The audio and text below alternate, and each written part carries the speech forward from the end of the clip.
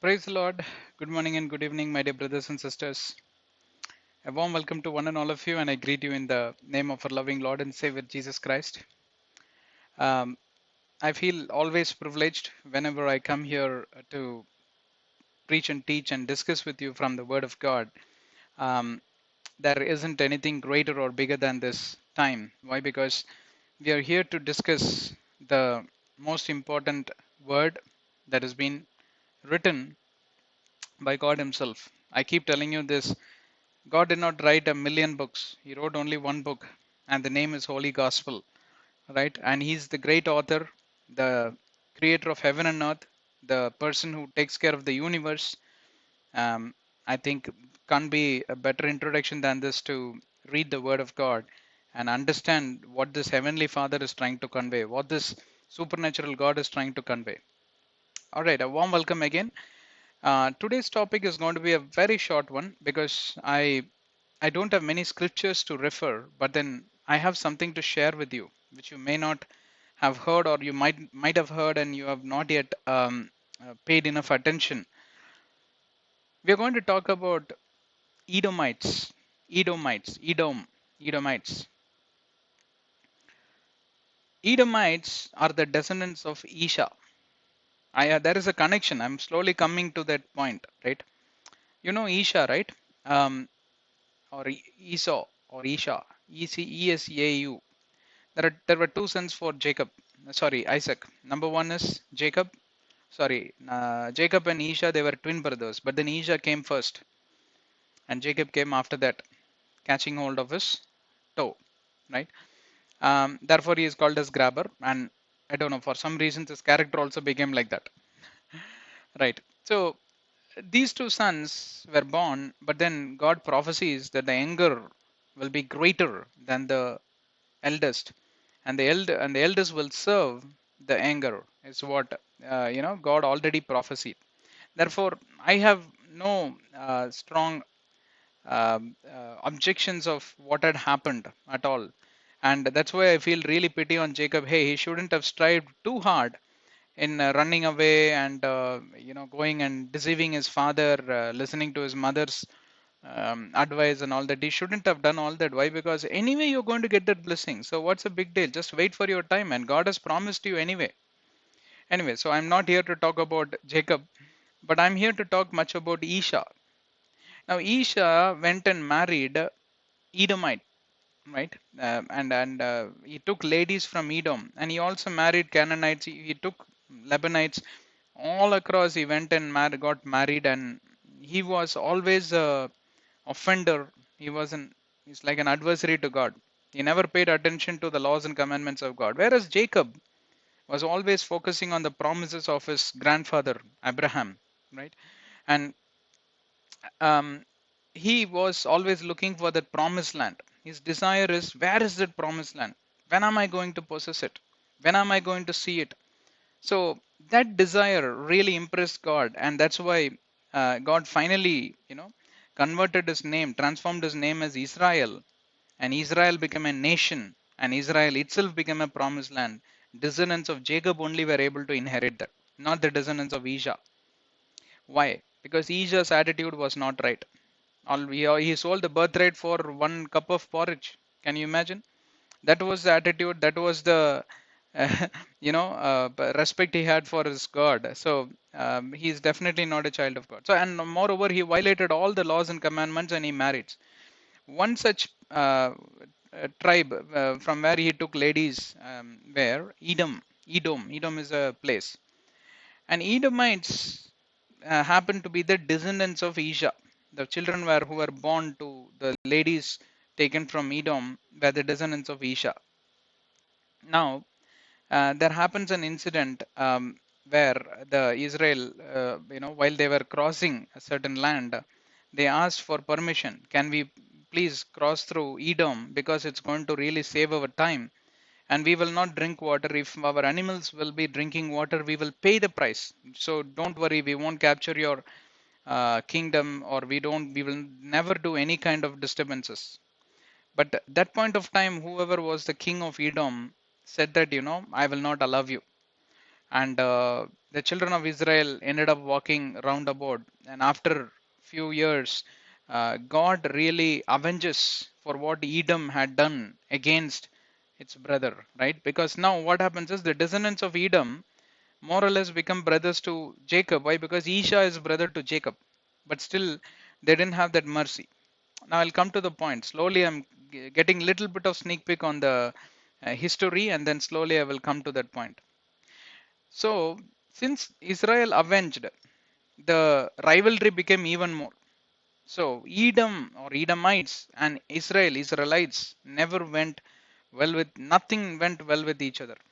They were always like, like a cat and mouse kind of thing. And that is the main reason why the rivalry continues to exist.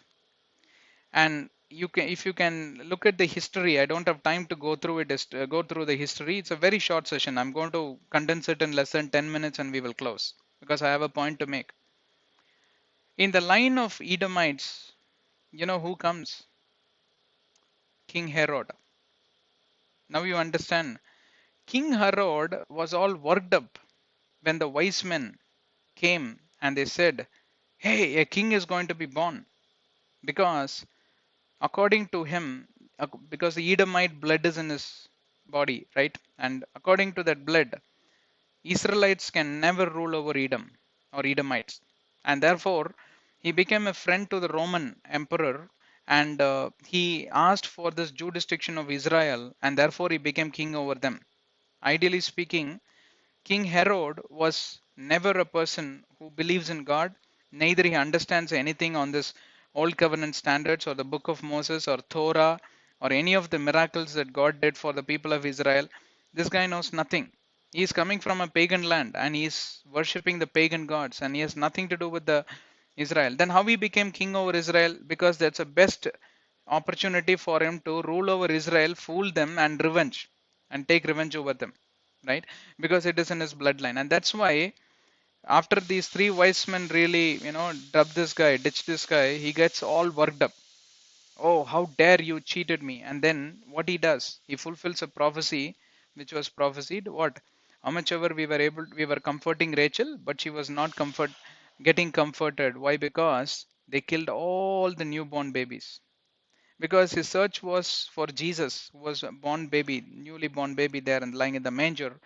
But as an event of, in the process of searching for Jesus and killing, he said, he passed a decree, kill all the newborn babies. That's why there is a great similarity between Moses and Jesus, right? Now, this guy continues to build that rivalry, and his son comes to his place, and then God commands, okay, now that King Herod is gone, you come, take the baby and come from Egypt, back from Egypt, right? God sends, who's that, Joseph speaks in a dream and sends Joseph, and he comes back. Now that guy is also born to King Herod, right? The same Edomite blood is running in his body. Now one fine day, this guy comes and he dresses up like that Pharisee or that teacher or that rabbi or something like that, and he memorizes or mugs up something which was written and given to him. And then he gives a beautiful speech to all the children of Israel from the scriptures. See, today also what happens is some foreign presidents come and visit our place, and when they try to speak in our mother tongue or in our local language, immediately people whistle up and they throw color papers and they worship him almost. Why? Because, oh, he's speaking in our language. See, language has got that much of, it brings people together. That's why in the Tower of Babel incident, God came down and saw that, these people are talking in one language and there is nothing that can stand against them. They can read Genesis 7, I think, right? And therefore God confused, and then he brought very many languages, he divided people. But all the people were divided, they stayed united. What united them in groups? Language. So language also mighty importance. Although he was not well versed in Aramaic, this fellow learned Aramaic, and this fellow learned Jewish traditions. He learned little bit of Jewish laws and commandments, Judaism, and he starts to preach like a rabbi. And therefore people make a comment, like how people were clapping and whistling, right, when the foreign minister comes and talks in a local language, right? For example, he visits Mumbai and he talks in Hindi. Oh, all people get super excited. right? But is he known for it? No, but he made effort to speak.